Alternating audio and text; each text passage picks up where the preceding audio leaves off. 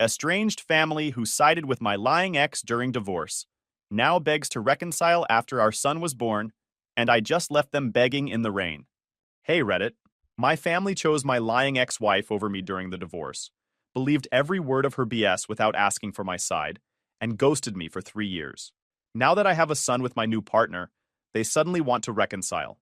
I left them standing in the rain outside my house while they begged. Here's the whole story. I'm Jake, 34 male. This mess started 5 years ago when my marriage imploded in the most spectacular way possible.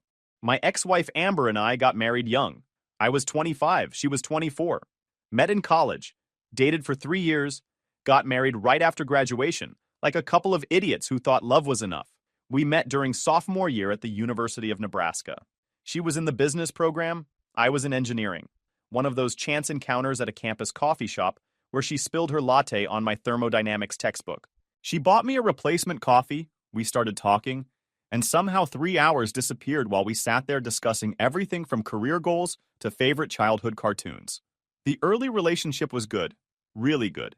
She was ambitious, driven, had this energy that made you want to be around her. I was the steady one, the guy who showed up on time and followed through on promises. We balanced each other out, or so I thought. Proposal happened during a weekend trip to Colorado. Nothing fancy, just us hiking in Rocky Mountain National Park, and I got down on one knee at this overlook with the mountains stretching forever behind us. She cried, said yes, and we spent that night planning our future like we had it all figured out. The wedding was small, about 80 people, mostly family and close friends. My parents went all out, paid for the venue, the catering, everything. They loved Amber from day one, treated her like she was already part of the family. Dad would joke about finally having someone in the family who understood business, since I was just an engineer. Mom would take her shopping, invite her to book club meetings, include her in every family event. For the first few years, everything seemed fine. We had the starter apartment with the leaky faucet I kept meaning to fix, the matching his and hers coffee mugs Amber picked out, the Sunday morning farmers market routine where we'd pretend we were the kind of people who made their own kombucha. Looking back, I was playing house while she was already planning her exit strategy. But at the time, it felt real. We talked about buying a house, starting a family, all the normal married couple stuff. I worked long hours, but figured that's what you did when building a career. She traveled for work, but that's pharmaceutical sales. Everyone knows it requires constant client schmoozing and conference attendance. I worked as a mechanical engineer at a manufacturing plant about 40 minutes from home. Long hours, decent pay, stable career path.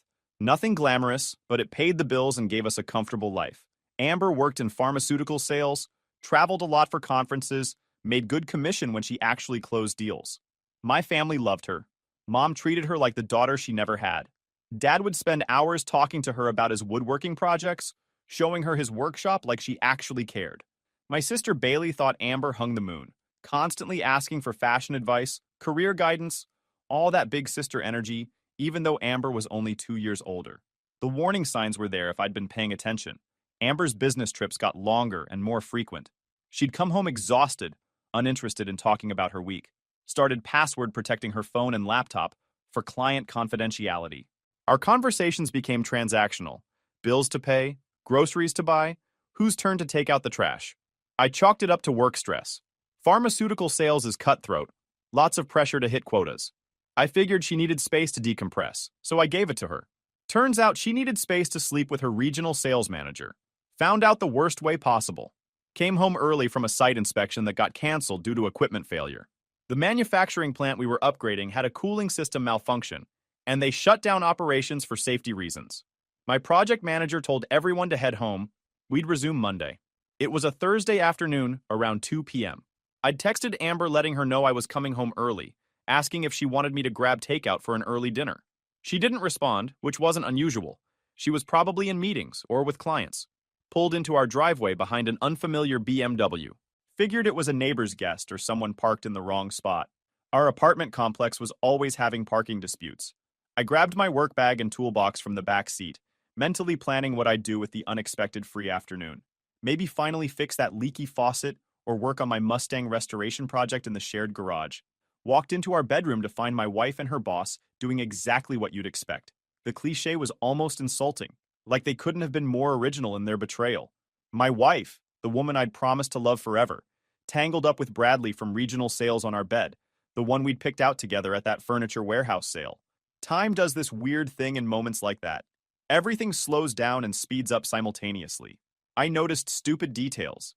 His expensive suit jacket hung on our bedroom chair, her clothes in a trail from the doorway, the lunch I'd packed for her that morning, sitting unopened on the nightstand. That sandwich I'd made at 6 a.m., turkey and Swiss on wheat bread because she said she was trying to eat healthier. Amber's boss, let's call him Bradley because he had that trust fund energy, scrambled for his pants while shouting something about misunderstanding. Like there was some innocent explanation for why he was naked in my bedroom in the middle of a Thursday afternoon. My wife just stared at me with this deer-in-headlights expression that quickly morphed into calculation. I could literally see her brain working, trying to figure out the best angle to play this. I didn't yell or break things. Part of me wanted to flip the nightstand, punch Bradley's perfect teeth, scream until my throat was raw. But I just stood there processing that my 7-year marriage had apparently been a joke for who knows how long. 7 years. We'd been together for 10 total, married for 7, and I was standing in my own bedroom watching it all dissolve in real time. Jake, let me explain, Amber started, pulling the sheet up like modesty mattered at this point. Explain what? My voice came out flat, emotionless. I'm not stupid. I know what I'm seeing. Bradley was trying to put his pants on while hopping toward the door, nearly falling twice. Under different circumstances, it might have been funny. We didn't mean... Look, man, I'm sorry. Get out, I told him. Now. He grabbed his shirt and jacket and practically ran out of the apartment. Heard his BMW start up seconds later, tires squealing as he peeled out of the parking lot, like someone escaping a crime scene. Amber was crying now, mascara running down her face. Please, Jake, please let me explain. It's not what you think. It's exactly what I think. I grabbed my keys from where I'd dropped them. I'm leaving. Don't call me. Don't text me. We're done. Where are you going? We need to talk about this. I stopped at the bedroom door, looked back at her one last time. The woman I'd built my entire adult life around, who I'd trusted completely, who I'd planned to have kids with someday. There's nothing to talk about. You made your choice. Then I grabbed my keys, walked out, and drove to my buddy Colin's place. Colin had a spare room and the good sense not to ask questions until I was ready to talk. He opened the door, took one look at my face, and just said, "Come in. I'll order food." Sat on his couch for 6 hours, not talking, just staring at his TV without really seeing it. Colin brought me food I didn't eat, sat next to me in silence, occasionally checked his phone, but never made me feel like I was imposing. That's real friendship, knowing when someone needs words and when they just need presence. Around midnight, I finally told him what happened. He listened without interrupting, didn't offer platitudes or try to minimize it. When I finished, he just said, "You're staying here as long as you need. Guest room's yours." "I need to find a lawyer," I said. "Monday. Tonight, you just process this. Tomorrow, we'll figure out next steps." That night, lying in Colin's guest bed, I couldn't sleep. Kept replaying every moment of our relationship, looking for warning signs I'd missed. The late meetings that ran later and later. The business trips that seemed to multiply. Her password protecting everything for client confidentiality. The way she'd flinch when I touched her phone accidentally. The growing distance between us that I'd attributed to work stress. How long had this been going on? Weeks? Months? Years? Had our entire marriage been a lie? Or had she just recently decided I wasn't enough anymore? Did it matter? The result was the same. I was lying in someone else's guest bedroom while my wife was probably calling Bradley, planning their next move. Filed for divorce the next day. First thing Monday morning, I walked into a family law office and told them I needed to end my marriage immediately. Nebraska's a no-fault state, so the adultery didn't matter legally, but it sure as hell mattered to me. I wanted out fast, willing to split everything 50-50 just to be done with it. The lawyer, Patricia, was this older woman who'd been practicing family law for 30 years. She looked at me over her reading glasses and asked, "You sure about the 50-50 split? Adultery gives us leverage in negotiations." "I don't care about leverage. I care about being free of her as fast as possible." "Fair enough, but document everything anyway. People get vindictive during divorces, especially when they're caught doing wrong. She might come after you just to make herself feel better about her choices." Patricia was more right than she knew. That's when Amber's campaign of destruction really kicked into high gear. See, Amber understood something I didn't. Narrative control. She knew that whoever told their story first and loudest would be believed. So she got out ahead of it with a version of events that painted me as the villain and her as the victim.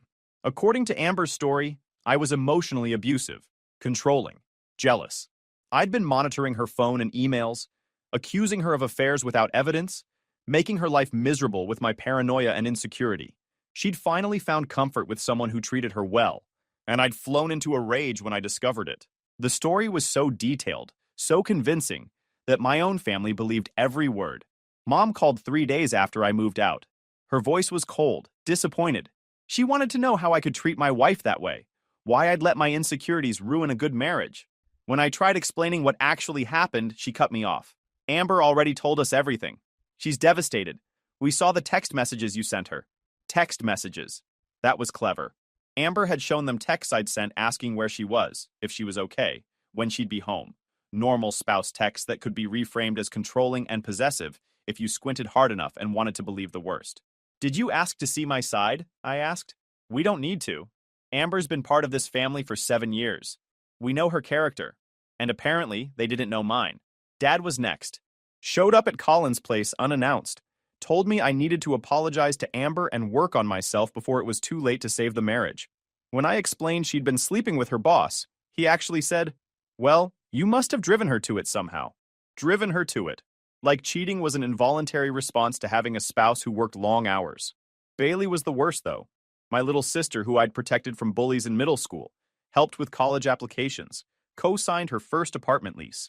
She sent me a long text about how disappointed she was in me, how I'd shown my true colors, how she was glad Amber had someone who actually appreciated her. Then she blocked my number. I tried reaching out to extended family, aunts, uncles, cousins I'd grown up with, but Amber had gotten there first. The story was consistent everywhere. Controlling husband destroys marriage through paranoid jealousy. Wife finds happiness elsewhere. Husband can't handle it. My Uncle Dave even suggested I needed professional help to work through my control issues. This from a guy who I'd helped move 3 times and loaned money to when his restaurant business went under. Within 2 weeks, my entire family had cut me off. No returned calls, no responses to emails. Mom blocked me on social media. Dad returned a birthday gift I'd sent him unopened. Bailey changed her emergency contact at work from me to Amber. They chose her. Completely and unequivocally chose her over their own son and brother. The divorce proceedings were brutal. Amber wanted everything. The house, most of the savings, even my truck that I'd owned before the marriage. Her lawyer painted me as financially controlling, emotionally unstable, potentially dangerous. My lawyer was this older woman named Patricia, who'd been practicing family law for 30 years. She'd seen every trick in the book and recognized Amber's playbook immediately. "She's trying to provoke you," Patricia explained. "Every unreasonable demand is designed to make you react so she can claim you're volatile and unstable. Don't give her the satisfaction." So I didn't. Stayed calm through every deposition, every mediation session, every ridiculous demand. When Amber's lawyer claimed I'd hidden marital assets, I produced 5 years of bank statements. When they suggested I'd threatened Amber, I provided email records showing I'd only communicated through lawyers after moving out. The judge wasn't impressed with Amber's theatrics. We ended up with a 50-50 split of marital assets, which meant I kept my truck and some savings. Had to sell the house since neither of us could afford it alone, but at least I walked away with enough to start over. The best part? 3 months after the divorce was finalized, Amber got fired. Turns out Bradley was married, and when his wife found out about the affair, she made some calls to HR. Company policy prohibited relationships between managers and direct reports. Both of them got terminated. Heard through the grapevine that Amber and Bradley tried to make it work after that, but imploded within 6 months.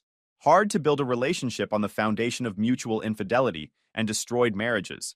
But that was cold comfort when I was alone in a studio apartment, estranged from my entire family, eating frozen dinners and trying to figure out what the hell happened to my life. Colin was the only friend who stuck around. Most of our mutual friends sided with Amber or just disappeared because divorce made things awkward. But Colin showed up every week with takeout, never pushed me to talk, just sat with me through the worst of it. "Your family will come around," he'd say. "When they realize Amber lied, they'll apologize." I wanted to believe him. Spent months waiting for that call, that text, that knock on the door with a tearful apology. It never came. Eventually, I accepted that my family wasn't coming back. They'd made their choice, and I needed to make mine. Keep living or let their betrayal destroy me. I chose to live. Threw myself into work. Took on extra projects. Volunteered for the complicated assignments nobody else wanted. Started getting recognized for actually delivering results. Got promoted to senior engineer, then to project lead. The money got better, and more importantly, the work gave me something to focus on besides the wreckage of my personal life. Started hitting the gym hard. Needed somewhere to channel all the anger and hurt I was carrying around. Discovered I actually enjoyed lifting heavy things and putting them down. Within a year, I'd dropped 30 pounds of divorce weight and put on muscle. Felt good to be strong, like I could physically carry the weight of everything that had happened. Moved out of the studio into a decent 2-bedroom condo. Nothing fancy, but it was mine. Furnished it with stuff I actually liked instead of the compromised beige everything Amber had insisted on. Got a dog, German Shepherd named Rex, who didn't care about my past and was just happy to have someone throw tennis balls for him. Life wasn't perfect, but it was stable, predictable, mine. Then I met Kayla. We met at a project kickoff meeting. She was the new procurement specialist, and I was the engineering lead. First meeting, she called out a vendor for padding their estimates by 30% and backed it up with competitive bids she'd researched in advance. Watching her dismantle a sleazy contractor's pitch with nothing but spreadsheets and logic was probably the most attractive thing I'd seen in years. After the meeting, she cornered me by the coffee station. So, are all your vendors incompetent or just the ones who think women can't read financial statements? Mostly just incompetent, I replied, though sometimes it's both. We started talking shop, supply chain logistics, vendor management, the mess that was our company's procurement system. She had ideas for streamlining processes that actually made sense. I had insights into what engineering actually needed versus what we'd been getting. We ended up in the conference room for 2 hours sketching out workflow improvements on the whiteboard. That was 3 years ago. Kayla wasn't like Amber. Didn't play games, didn't need constant validation, didn't expect me to read her mind. She said what she meant, and meant what she said. When she was upset about something, she told me directly instead of sighing passive-aggressively for days until I figured it out. We took things slow. I was gun-shy about relationships, and she'd been through her own bad breakup. First date was coffee. Second date was a project car show because she wanted to see my Mustang restoration project. Third date was her cooking dinner at her place while I helped prep vegetables and told her about the disaster that was my first marriage. She listened without judgment, asked clarifying questions, then said, "Your ex sounds like a piece of work, and your family sounds worse. You deserved better." Just like that. No defending them, no suggesting I must have done something to deserve their abandonment. Just validation that I'd been wronged. We moved in together after a year. She had a house in a quiet neighborhood with a garage big enough for my car projects and a yard for Rex. The place needed work. Dated kitchen, bathroom from 1985, yard that was more weeds than grass. But it had good bones. We spent weekends fixing it up together, turning it into something that felt like home. Then last year, Kayla got pregnant. We'd talked about kids theoretically. I'd always wanted to be a dad, and she liked the idea of a family. But when she showed me the positive pregnancy test, it stopped being theoretical. This was happening. We were going to have a baby. The pregnancy was smooth. No complications, minimal morning sickness, just Kayla gradually getting bigger, while complaining her work pants didn't fit anymore. We took the birthing classes, read the books, argued about names until we settled on Oliver for a boy, Hannah for a girl. Oliver Jake was born on a Tuesday morning at 6:43 a.m. 7 pounds, 2 ounces, lungs that worked perfectly based on his immediate screaming. Kayla handled labor like she handled everything else, methodically and competently, with only minimal profanity directed at me. Holding my son for the first time broke something open inside me. All the walls I'd built to protect myself from more hurt cracked wide open. This tiny person who depended on me for everything, who had half my DNA in my nose, who would hopefully get his mom's common sense and my ability to fix things. Colin came to visit in the hospital, brought flowers for Kayla and a stuffed lion for Oliver. "You're gonna be a great dad," he said. "Kid's lucky to have you." For the first time in 3 years, I let myself think about my family. My parents would never meet their grandson. Bailey would never be Aunt Bailey. My kid would grow up not knowing an entire half of his family tree because they'd chosen my lying ex-wife over their own blood. Their loss, I told myself. We didn't need them. Except that decision wasn't entirely up to me. 2 weeks after Oliver was born, while I was on paternity leave doing the zombie shuffle between feeding and diaper changes, my phone rang from a number I didn't recognize. "Jake, it's Mom." 3 years of silence, and she opened with, "It's Mom," like we just talked yesterday. I didn't hang up. Should have, but I didn't. Just stood there in the nursery holding my sleeping son while my mother's voice, still familiar, still capable of making me feel like a kid getting called to the principal's office, filled the silence. "We heard about the baby," she continued when I didn't respond. Congratulations. How did you hear? My voice came out flat. Well, that doesn't matter. The important thing is we want to meet our grandson. Our grandson, not your son, not, we're sorry for abandoning you, just straight to claiming ownership of Oliver. After 3 years, that's what you lead with? I asked. Jake, please, we're family. Whatever happened in the past, a new baby is a fresh start. We want to be part of his life. Whatever happened in the past, I repeated. You mean when my ex-wife lied about me being abusive and you believed her without question? When I tried to tell you the truth and you called me a liar? When you blocked me on every platform and returned my birthday gifts? That past? Silence on the other end. Then, we thought we were protecting her. You have to understand, she was very convincing. I'm your son. I was supposed to be the one you protected. Well, we see things differently now. Amber's life hasn't gone the way she expected, and people are starting to ask questions about her version of events. We realize we may have been hasty in taking sides. May have been hasty. 3 years of estrangement, and they may have been hasty. Who told you about Oliver? I asked again. Bailey saw something on social media. One of your friends posted pictures. Colin. Must have been Colin posting pictures from the hospital. He was so proud to be Uncle Colin. Probably didn't think about privacy settings or who might see them. We'd like to visit, Mom continued. Meet the baby, talk things through. Dad has been working on a crib in his workshop. It's beautiful, really. He wants Oliver to have something special. 3 years ago, Dad wouldn't even look at me. Now he was building cribs. Let me think about it, I said, because I couldn't process this conversation while holding a sleeping infant who needed to be put down for a nap. Don't think too long, Mom replied. Babies grow up fast. You don't want him missing out on knowing his grandparents. She hung up before I could respond to that manipulation. Kayla found me still standing in the nursery 10 minutes later, Oliver asleep in his crib, me staring at the wall. Everything okay? She asked. My mom called. They want to meet Oliver. Kayla's expression went through several emotions in rapid succession. Surprise, anger, calculation. What did you tell her? That I'd think about it. And are you thinking about it? I don't know. Part of me wants to tell them to go to hell. But another part, I looked at Oliver sleeping peacefully, unaware of the family drama swirling around him. He deserves to know his grandparents, right? If they're willing to try. He deserves grandparents who didn't abandon his father for 3 years, Kayla said quietly. He deserves family who will show up for him no matter what, not people who'll bail the second things get complicated. She was right. I knew she was right. But some stupid, hopeful part of me wanted to believe people could change, that my family could admit they were wrong, and we could rebuild something. That hope lasted exactly 4 days. Bailey texted first.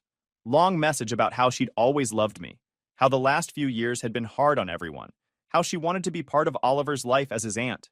She'd changed jobs, moved to a new apartment, started dating someone serious, all these life updates I'd missed because she'd blocked me. Then came the reveal. I know things ended badly with you and Amber, but we're still friends. She's really gotten her life together, and I think it would be good if we could all move past the drama. Maybe we could all get together sometime? She'd love to meet Oliver, too. I read that message 3 times to make sure I wasn't hallucinating.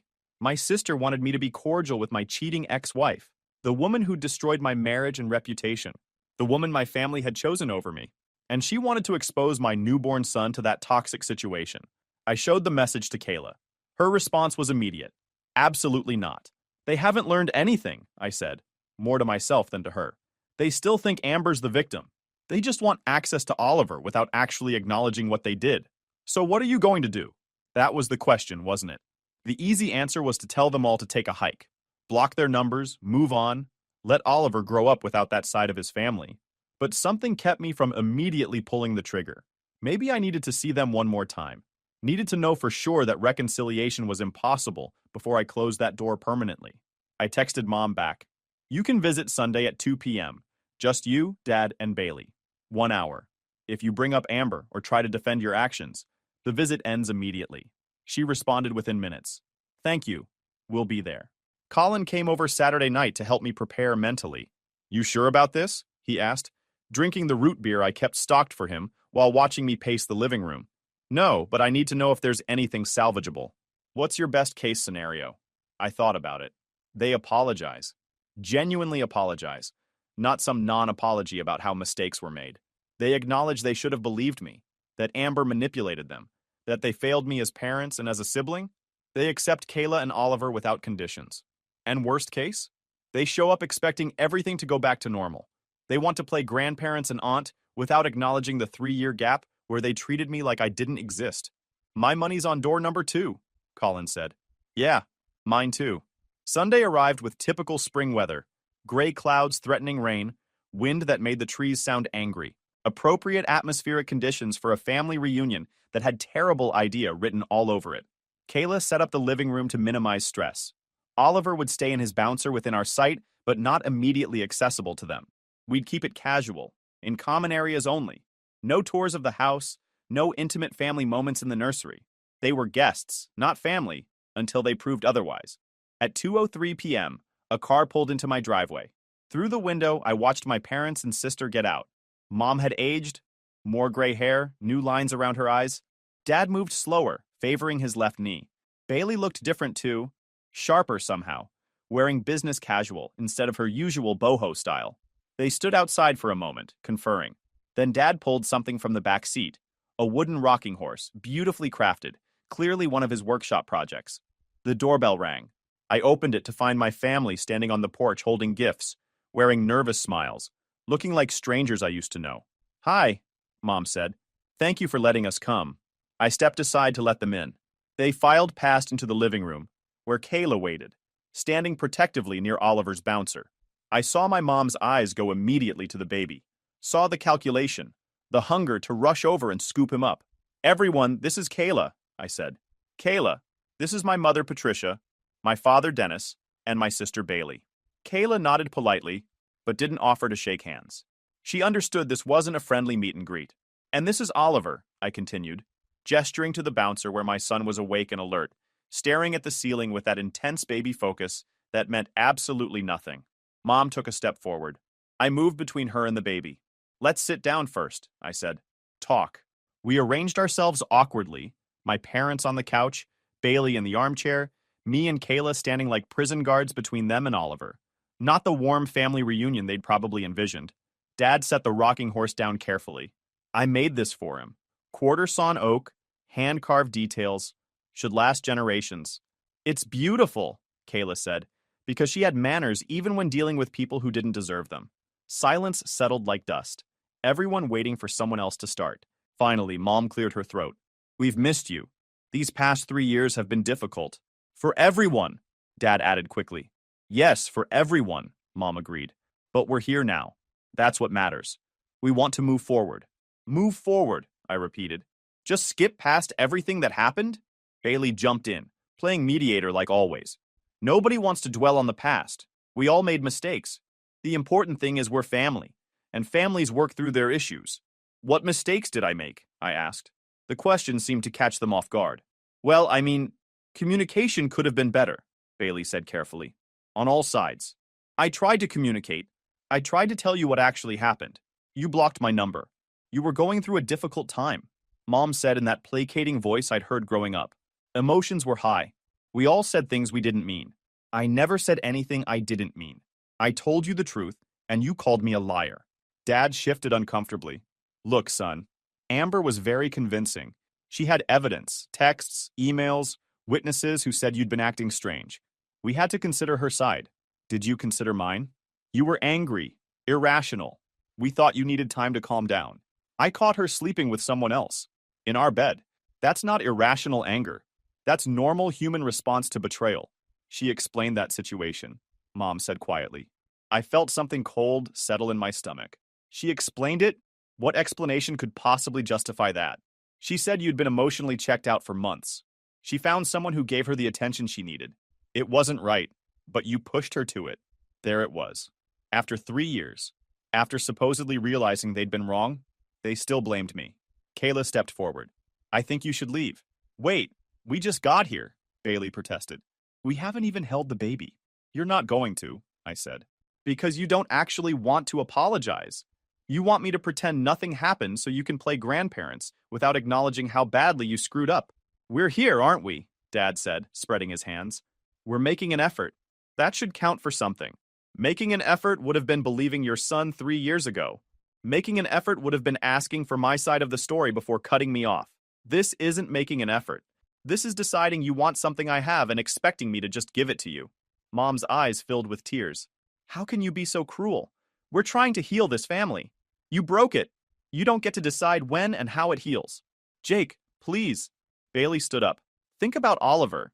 Don't you want him to have grandparents, aunts and uncles, a full family? I want him to have people who will show up for him no matter what. People who won't abandon him the second someone tells a convincing lie. People who will believe him even when the truth is uncomfortable. We're those people, Mom insisted. No, you're not. You proved that 3 years ago. Dad's face was red now.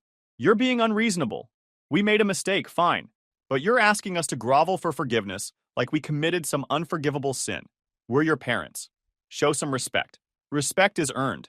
You spent 3 years treating me like I didn't exist because my ex-wife lied to you. You never apologized. Even now, you're defending her and blaming me. So no, I don't respect you. And no, you don't get to meet my son.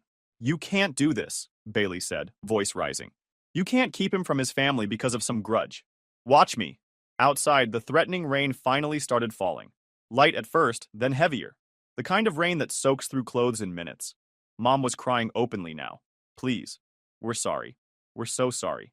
Just give us a chance. If you were actually sorry, you would have called 3 years ago. You would have reached out when Amber's lies started falling apart. You would have admitted you were wrong without waiting until I had something you wanted. This is about revenge, Dad said. You're punishing us. No, this is about protection. I'm protecting my son from people who will hurt him the same way you hurt me. I walked to the door and opened it. Rain blew in, carried by wind that rattled the screen. It's time for you to leave. They stood there, frozen, like they couldn't believe this was really happening. Jake, son, please, Dad started. I'm not your son. You made that clear 3 years ago. Now leave before I call the police. Bailey grabbed her purse.